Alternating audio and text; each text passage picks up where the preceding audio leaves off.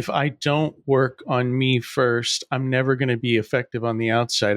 Or to limited extent. And so I start here in my spirit, my soul, my mind, my body, and work on this heart so that as that gets strong, I have more to offer. I'm not, just giving scraps to my family, but in fact, I built this thing up so well that it's a power source that overflows.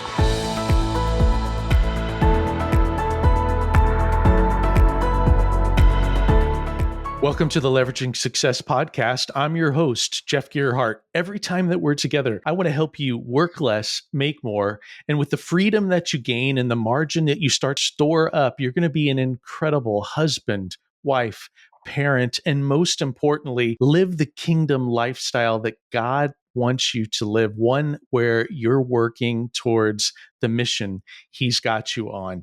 Today, I'm really excited. We're doing something completely different. First, we're here on LinkedIn. So I hope that you're seeing us on LinkedIn today.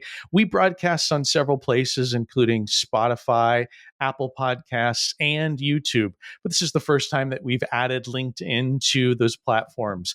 And more importantly, I have a really special guest with me today. A good friend, brother, Ryan Ottosen is here. I want to tell you about Ryan. Ryan and I became friends through the master's program. And Ryan's been a special friend and someone that I've been collaborating for quite some time. Actually, let me tell you about Ryan and his background. Since 2005, real estate has been Ryan's profession and entrepreneurial focused. And he's amassed a wealth of experience in investment and property management.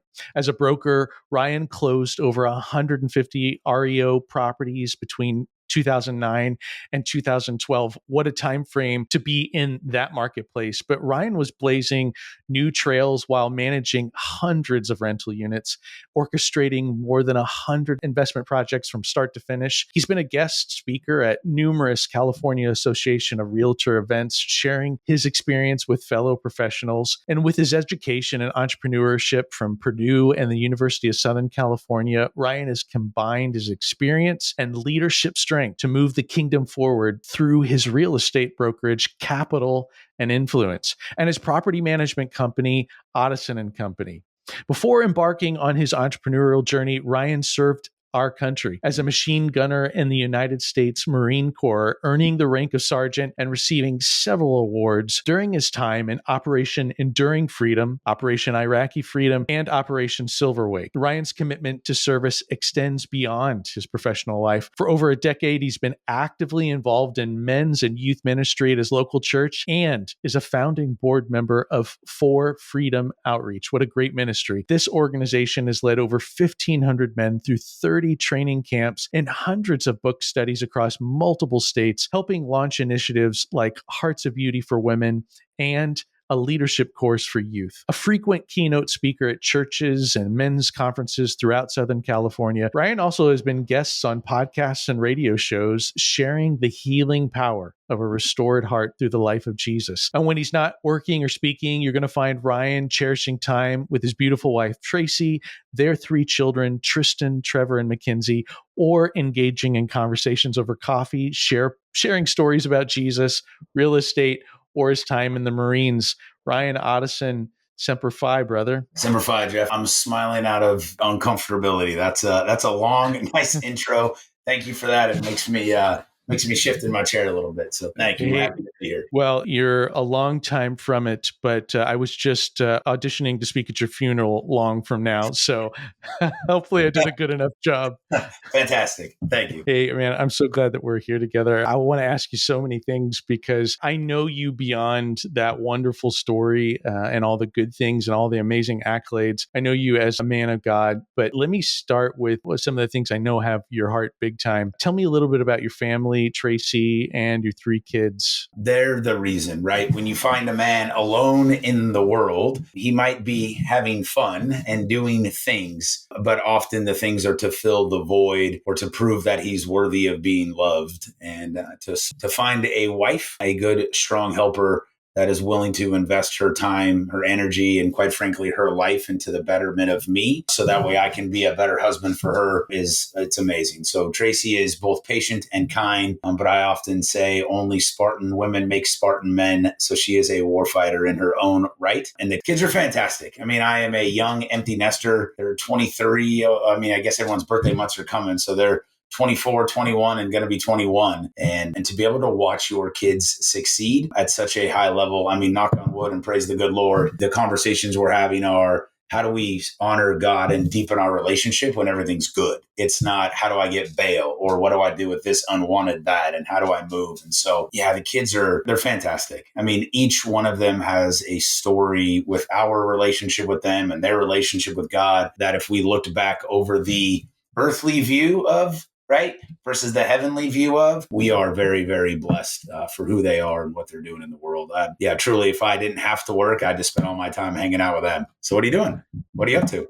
I understand that feeling very much, especially flourishing adult children who you love seeing do so well and you want to get behind them and see them do even more.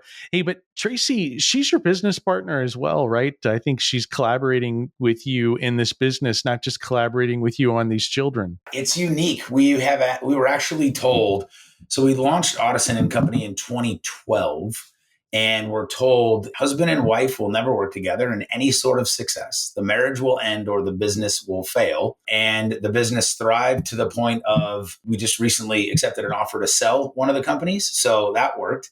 And the marriage, maybe it took some hits, but I would say it's thriving as well. To be able to be in business with somebody that you trust at such a personal level is incredible. I think it allows the growth of the business. But what I really love too is the fact that we're both aligned with our faith. And so we understand what that means to be a lord of the land, or they call it a landlord, right? And so how do you navigate tenants differently? How do you pray over the homes differently?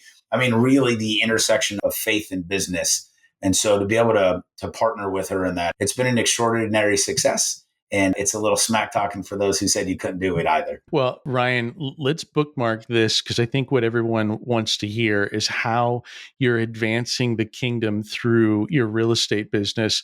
And you got this name that I love, Capital and Influence. But I want to build up to that and come back because who we are today has a lot to do with the refinement and the things that we've gone through to get to where we're at. So I want to go back and talk a little bit about your experience in the Marines. You've gone through these operations. You're a decorated war veteran, and you must have learned some key leadership lessons along the way, and learn perhaps some things to do, not to do. Can you pinpoint some things that happened to you that you might have grabbed onto and said, this is an important life lesson that's still sticking with you today in the leadership that God's got you in? That's a great question. Let me see if I can break it down because I think there was a couple in there. One of them, the easy thing to answer is lead from the front and by example, right? Gotta love to brainwash Jarhead. It's an easy answer. What that requires is an insane amount of authenticity and transparency. And what it requires is constant self-assessment, right? Am I actually capable of leading from the front, right? There are two different philosophies that say, one, find out where your strengths are, lean into them and delegate out the weaknesses.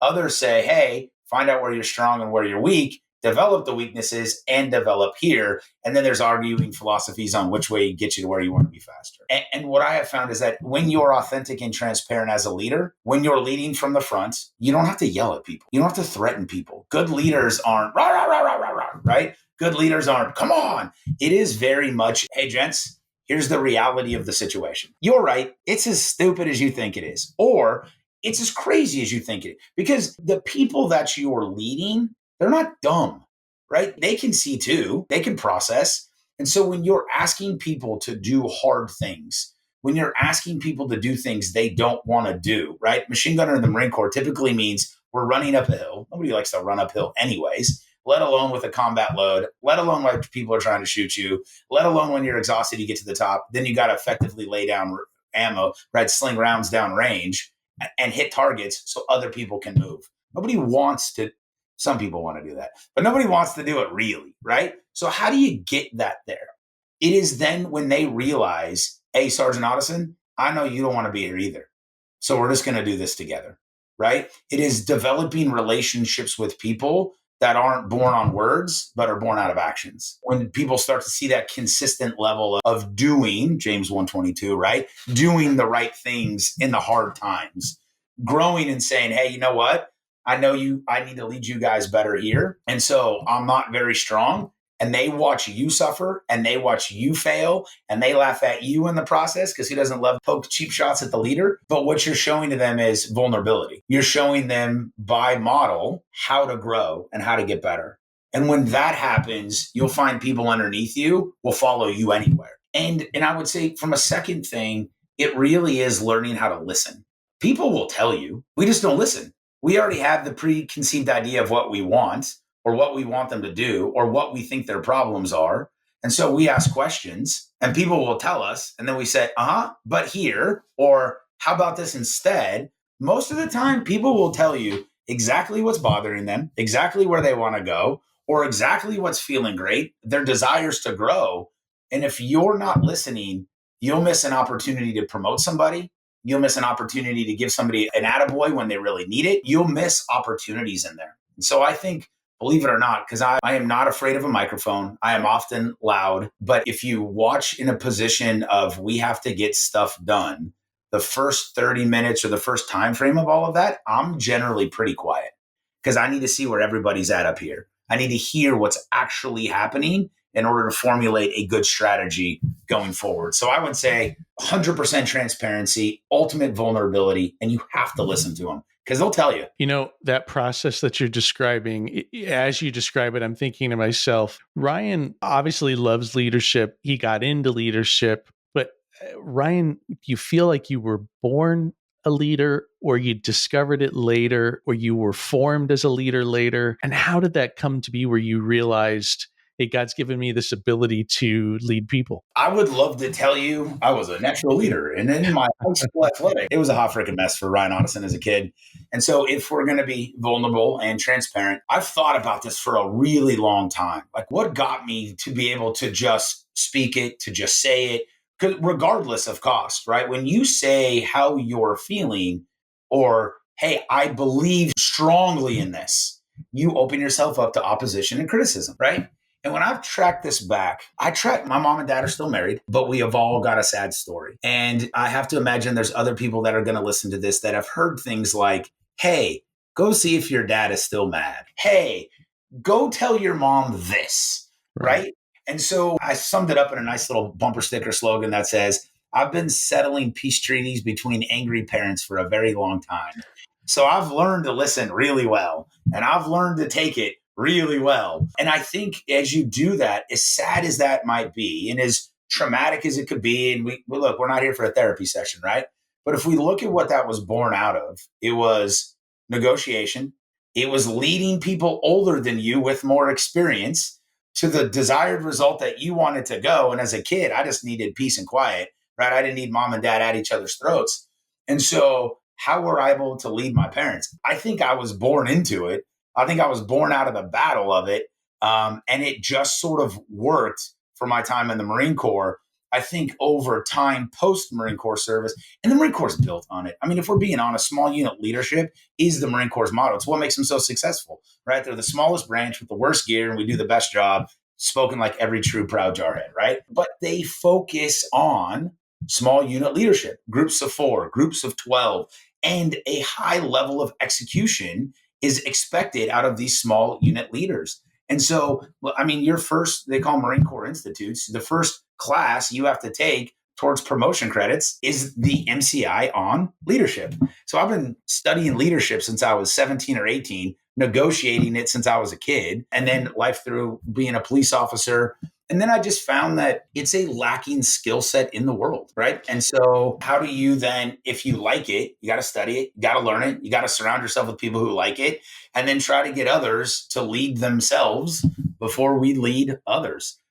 So I think it really is probably a totality of life circumstances that has sharpened the leadership skills up to this point. So here you are, you've wrapped up your career in the military, you've spent some time as a law enforcement officer, and you decide to get into real estate. Am I understanding this, that you got in 2009 timeframe? Is that when you began this journey? So 2004 or 2004, because I'm on my 20th year. Yeah. So the end of 2004, I got licensed in the great state of Arizona. And I got into it because, look, everybody's got a sad story, right? And you come home from time in service, you come home from some combat, you may or may not be the man you thought you were going to be when you came home. And to be fair, the police department and we weren't seeing, I would say that if I'm being completely honest, I should have ridden a desk or taken some time off. To defend the department, they didn't know what to do with me. I was the first guy that had ever gone off the war and come back. What do you do with a guy like that? And when that guy says, I'm fine, put me in, coach, right? Mm-hmm. So I feel like when that ended, I was lost for about a year. I just tried to figure out true north again. And my recruiter, who didn't screw me over, by the way, and my recruiter got into real estate while he did his 20 years. His wife was a broker. She'd been doing real estate for 20 plus years. After watching me bounce around for a year post-service and not a police officer anymore, he came to me and said, hey, man, I think you ought to get into this real estate thing. And I said, nah. So there's enough used car salesmen in town, gunny, like I'm going to pass. And then he whispered in my ear how much money he made in a small town in 1 year. And I said, that's great. Where do I get one of those licenses? And I'd love to tell you some family inspired story, third generation or realtor. I was broken, lost at the bottom, trying to figure a way out. And recruiter rolled up next to me and said, hey, sign on the dotted line, son. So you get started here in real estate and you've been doing this for 20 years. Talk to us about how you see the advancement of the kingdom through your business, how you're getting to do that. And if I can add, I wonder here in your story where the master's program starts to insert itself. Fantastic. It actually inserted itself. I don't think it could have been at a finer time, if we're being frank. So real estate in Arizona, I realized after a year or two, selling houses was relatively easy, kind of lost its flavor. Dabbled in a little bit of business sales, commercial stuff. What did that look like? And then, of course, I fell in love. Miss Tracy said she wants to move to California, and I wasn't going to let her go. So I went and got one of those shiny California real estate licenses, and we moved to Southern California in February of 2008. Now, some would say terrible time to be in real estate. I would say absolutely fantastic. When you can sell houses in Southern California, albeit not the best neighborhoods, but when you can sell a house in Southern California for $55,000 on average, imagine how many of those you're going to sell. That's right. And when you're selling the houses that most people are buying for investments that they don't ever want to go see, the natural offset is let's start a property management company. So let's touch the commissions on the way in, the way out, the management after, you get to sell down the road. So California really started the whole, let's do this. Honestly, when we moved out here, wasn't really, I don't even know if I was a fan of Jesus. I think I was aware. I think it was a thing. Now, here's the cool part. If you take the shirt off and you lift up the fat roll, you'll see on the side where it said, we call them a meat tag in the Marine Corps. It's a simple one. It's not all crazy. But when you go to war, you get that in case you step on a landmine and, your dog tags get blown off you, they can identify at least a slab of beef, right? That's the reason. So average life expectancy of a machine gunner in combat after the first round is fired off, 7.5 seconds. So I thought the meat tag might be an appropriate little addition to the body, Jeff, we beat those odds, by the way. So where did real estate and faith cross? It was a fall. There was some family dynamic issue with Tracy and her family. It required an immense amount of faith. And I said, hey, babe, I only know two ways forward now. One is violence and one is faith. The outcomes will be drastically different. One I know, one I don't. But I'm willing to go down the faith road. We got to go to church. Or not, but then I'm going this road. And so we started to go to church, started to hear things. If we're being honest, I kind of had this agreement in the back of my head that just church was never really going to do it. It wasn't really going to speak to my heart. I could tell you why. I had no vocabulary for it. I just felt odd in the pew, right? And not because of past sin or any of that. It just never woke up the heart. It never really got me like, come on. And so we're slinging it. We're doing the dance. We get to church. We get the baptisms. We're doing the thing. The family's coming along nicely. I go to my first training camp before For Freedom Outreach is launched. Start getting my heart restored. Start moving into this process. Tracy and I take a W-9 job in real estate. We became corporate real estate managers of a national firm. We were team leaders and CEOs of a company. And so we took a 3-year window. And in that 3-year window, I started navigating way deeper in my faith. And quite frankly, it's funny how they say when God gets a hold of your heart, like the doors lit. Tracy became very unhappy at work. I became very unhappy at work. It became very toxic to the point where our marriage was suffering. You can't work with your spouse, right? Everything started to boil. And I probably knew 18 months before we left that I was serving the wrong kingdom. I started to have a vocabulary for it because we've been navigating a deeper pathway forward into our relationship with Christ. I don't think I had the courage to say it. Tracy finally said, hey, we got to get out of here or our marriage isn't going to make it. And I am the product of a divorce. And so I won't do that again. Right. And I said, okay, you go right now. 2-week it and just get out of here. Think about this. We'll figure out money. Right. We had 60 days in the bank. I think I'm bragging right now because we might have had 30. And I said, just go. It doesn't matter. We'll figure it out and then we'll leave. And so in that time frame, a graduate, Cole Strange, good buddy of mine, graduated from the master's and he said, hey man, I think you need to go to this. And I said, nah, Cole, for freedom, we're rocking it. Right. And it's 3 years. I don't got time for 3 years. I'm moving. And as it progressed, when we left the other organization, I went back to Ottosen and Company. We never shut it down. The brokerage just stayed, property management only. And when we went back, Tracy said, hey, I think we need to take a deep breath from each other in business and legally. I think we need to separate. This was 2019. COVID hadn't hit yet. And said, hey, I think we need to separate. Things are starting to change. Let's protect liabilities. And I said, okay, let's do it. And Cole had said, hey, I think you need to go to the master's program for the second or third time. And I was like, I don't know yet, buddy. And when I said, if I'm going to launch another brokerage, because I did not want to, hear me, everything in me said, don't do it. And again, no idea about COVID yet. So we're back half of 2019. And I said, okay, God, if I'm going to do this, and by the way, up to that point, not a tither at all, not a dollar. Didn't trust the church. You don't need my money. I could talk about it. I could justify my lack of faith all day long. But I said, if I'm going to do this, because I don't want to, I'm going to make this entire real estate brokerage a faith journey. I'll gross 10% off everything we make. Escrow, we open up an escrow company. Everything gets 10%, and I'll write it all to For Freedom, and I will help grow the kingdom. And so I thought, why capital and influence? Along the journey, you discover things. And again, you either believe it to be true or you don't. If you believe that Jesus died on the cross for your sins and he loves you, then you believe Revelations 12:7 that says we're at war with the devil. So we're either at war or we're not at war. And if we're at war, what do you need? You need capital because you need bombs and bullets and bandages, and you need influence. That's why we have civilian affairs teams going in and trying to settle peace treaties with the locals before we go in and level their town, right? Like that's a real thing. And so sometimes you need capital, sometimes you need influence, and usually the influence leads to the capital, right? Because a lot of people are in, but they're fans, they're not followers. And so they'd rather clap you up and write you a check than do the work that it takes to move forward through their own influence. Fine, I'm good with that either way. And so I thought, okay, I'm going to move the kingdom forward. Why? I feel like I'm just going to speak to the men here. Men, we have been sitting on our arses for way too long. We say that the church has a feminine spirit. I agree that it does. Why? More of them show up than we do. More of them participate than we do. So what do you think the church is going to view all of their programming for? Probably the people who show up and say, hey, I want to serve, lead, and volunteer. Just throwing that out there, right? Yeah. And so if we want to do something about it, perhaps we need to start changing who we are, holding ourselves to a higher standard and moving in that general direction. And so if we're going to move the kingdom forward through capital and influence, then I want to be forward thinking. I can't sit still. If you look, that part of that's the Marine Corps. Any decision is better than no decision, right? If you hesitate, you die.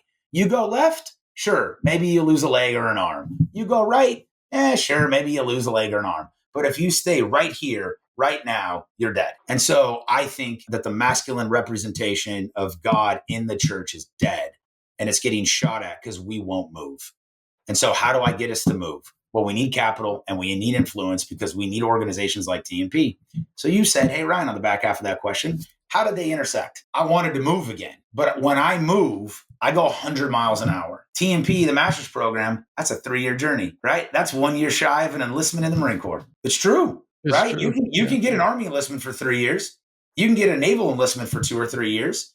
And so I said, okay, I'm ready now. When the student was ready, the teacher would appear. Hi, Jeff. And so, right, it was one of those things where I intentionally signed up for this because I knew it was going to take me 3 years to do it. And I wanted to move forward slowly. Good stuff. Hey, so I want to talk about For Freedom Outreach because what I know about you, Ryan, is just how passionate you are for men. And actually, I know how you and Tracy together are also passionate for women, but in the sense that it's if you get your heart right, everything else is going to flow right. And so, what I think you do with For Freedom Outreach is all about the healing of hearts, men's hearts, women's hearts. Can you talk a little bit about that? Because I think what you guys are doing is amazing. All of it, right? I've church for years before For Freedom in the ministry. And what I heard the first time I went to a training camp was you're normal. You're not crazy. You're not insane. You are actually built and wired to think this way. Because as an image bearer of God, your heart bears God's heart. So the desires that are in your heart are the desires of God's heart. It is adventure. It is business. It is sports. It is the things that you say, I need to go somewhere. I need to conquer something. I need to see something. And so before, I thought this was just this incessant desire that nothing was ever good enough, but it's actually normal.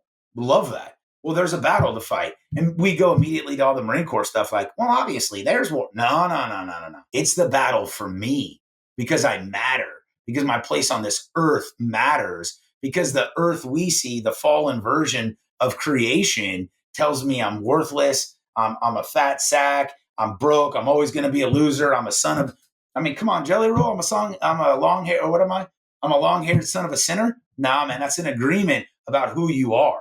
If I'm a righteous, restored son of the king, if I'm a war fighting son, well, that carries a little bit of weight.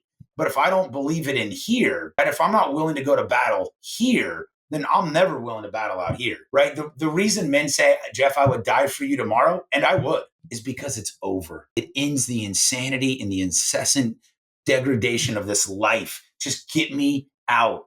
But if you ask a man to live today, to live for himself, to live for brotherhood, oh man, we don't want to, because it requires maybe a 3-year journey deep into your heart, right? I would argue that journey is the journey of your life. And so if we go adventure and battle and then beauty, men, this is why we love women. It's okay to love women. You can't sleep with them, right? You can't traffic them. You can't turn them into pixels on your screen or your cell phone. This is the image of God. It says, I will make them in my image, both male and female. Come on, Genesis 1:27. And so she might be feminine, but she is a full image bearer of God. So strength, right? Warfighter, but beauty. I mean, this is the one where God said, man, there is nothing suitable for Adam in all of creation.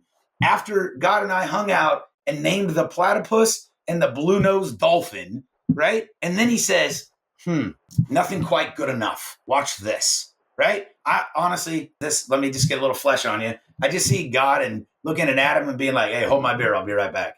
And then he says, hey, look what I did. And he drops Eve, right? She is why we sell out.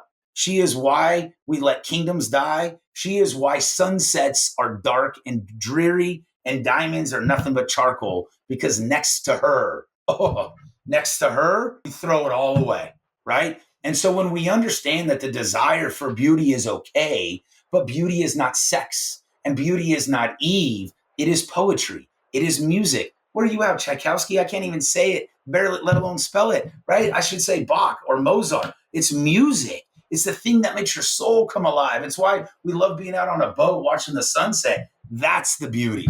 What we've allowed the devil to distort is beauty became women and women became sex. And so when we think beauty, that's all we think. And so then how do we get this heart back? Proverbs, right? Above all else, guard your health, your heart, for it is the wellspring of life. It says Jesus will now dwell within you in your heart, right? I will remove the heart of stone, and in you I will give you a new heart. And yet we won't fight for it, let alone even explain it, let alone even unpack it, let alone go deep to figure out all the fiery darts of the devil. It's why you're supposed to have a shield of faith. right, to stop that, where are those arrows fired at? Where all of those peace treaties I settled as a kid, all of the abuse I took, where did it all land? Right here, right? And then when you realize why, not because mom and dad, not because you got a sad story, not because you drink too much in your 20s, but because you represent the image of God. And nothing else can get done on this planet that was designed for you to do, except for when you grow into your sonship or your daughterhood, right? This message is the same, male or female, which is why Tracy and I, it works so well, because it's the exact same thing for your wife, for your daughter, your stepdaughter. Like when she grows up to be the full image bearer, imagine the husband that's going to be required to marry that daughter, right? Imagine the children that they will produce. But if the devil can get you right here, and if he can get you to agree that you're never worth it, then guess what? You're right. And you're never going to be worth it. And you're never going to grow into who you were created to be. And your spot on the battlefield of life will forever be void and vacant. And the enemy will continue to just run and take everybody out in your family. Generational sin, generational poverty, your cousins, your sisters, your wives, your everybody, because you refuse to fight for your heart. So then you can turn around and fight for your wife. So you guys can unite and fight for your family and your neighborhoods and your churches. The heart is essential to everything. It's where it all starts, right, Ryan? It's that if I don't work on me first, I'm never going to be effective on the outside. I mean, or to limited extent. And so I start here in my spirit, my soul, my mind, my body, and work on this heart so that as that gets strong, I have more to offer. I'm not, just giving scraps to my family, but in fact, I've built this thing up so well that it's a power source that overflows because I have not only a healed heart, but a strong one to be able to love well, to lead well, and to ultimately influence well. And I love the name of your company. Since the first time I met you and you walked in and you had your shirt on, I noticed the name, and it's a fantastic approach to this. Is that, when Jesus said, use your wealth to make friends for yourself so that someday they'll welcome you into heavenly places. The idea is to say, well, how can I take this success, let it translate into significance? And all of us want to see amazing things. We want to see the world turn around. We want to see a new revival for Christ. But before any or all of that can happen, it's got to start here. I can't run out the gates and storm, the enemy's position without working on this.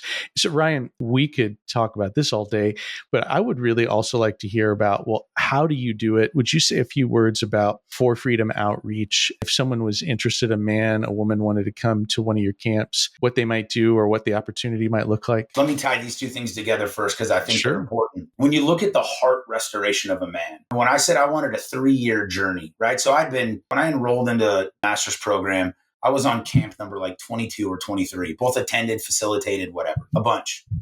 What I loved about the master's program, why I thought it was such a perfect alignment, was it said, hey, man, we know you have to get your heart back. And that's a different process, right? So normally we get programs, should have, would have, could have, right? The 7 steps to how to, whatever. When you're at a training camp, which I'm going to address, it's different because, Jeff, I don't know your story. I don't know where you need to start. You know where you need to start. You know what wound got you the most. You know what has the greatest impact. And so that you'll start down your journey that way.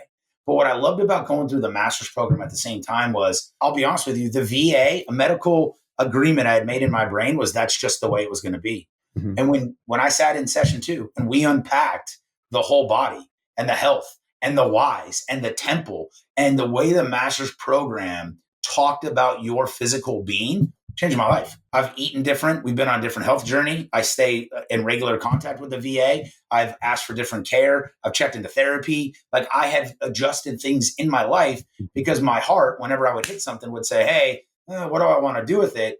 But because I was walking in this 3-year journey with the master's program, and it does such an excellent job of repacking every time and then saying, hey, you should be whole here because look what we're doing. Powerful combination of the two. And so if you're already in the master's program, great job, and you want to attend a training camp, look, you just go to forfreedomoutreach.org. It's all spelled out, for F-O-R, freedom, America, F-R-E-E-O-M, or F-R-E-E-D-O-M, forfreedomoutreach.com. From there, you'll be able to click out the Hearts of Beauty. But if you're a assist her on this, go ahead and go to Hearts of Beauty. Again, all spelled out, heartsofbeautyca.org. I will tell you, this is probably important for your females in your lives or for you ladies. In 7 days, on June 10th, they're going to open up registration for Hearts of Beauty. They run about 135 spots. It'll sell out in 6 hours. It's never not. So if you're remotely thinking about this, you want more information, go to heartsofbeautyca.org, click on it, read about it, ask questions, get a hold of me, get a hold of Tracy. But yeah, that thing in 7 days will be sold out. And that camp's running in October. I have to tell you that Heather signed up very quickly last year when the camp signups happened, and it quickly filled up. But beyond that, she came home from that weekend changed. She still changed. I have to tell you, it was the most life impacting weekend. And those are her words. So massively good for her.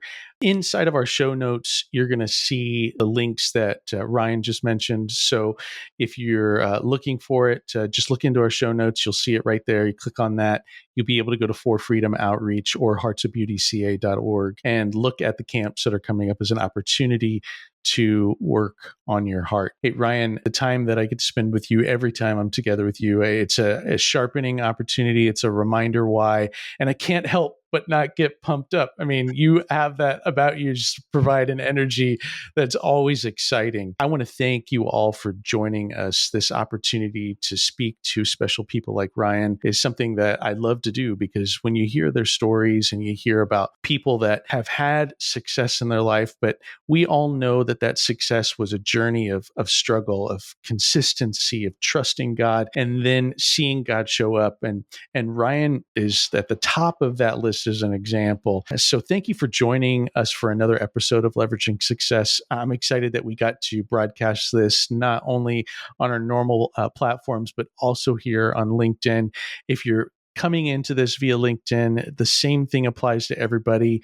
Reply here. Ryan will be looking at some of the comments too, and we'd love to interact with you. So send a comment in, and I'd love to have you on this journey with us. So if you'll please follow the podcast, subscribe on YouTube, hit the bell so you don't miss an episode. And I love hearing your feedback, so please make sure to leave a review. You can also email me at jeff@leveragingsuccesspodcast.com to tell me what you think of the show, what you'd like to hear more of, and I'd love to address some of your questions here live on the show. Finally, a free offer to all of our listeners here in the show notes, and I will put it online on LinkedIn as well, a 7-part e-course that I put on called Life Mastery. You'll get an email from me every day. This email will give you some small hits on some ideas on how you can master life. Hey, I'm so glad that you've been here today, Ryan. I'm so glad to have spent time with you. Our goal is to help you leverage your life, leverage your success, to do that by working less, getting your freedom, and making more money while you do that, and take all that margin to have an impactful life that will matter for eternity. I'm your host, Jeff Gerhardt, here with my guest, Ryan Ottosen. Until next time, God bless you.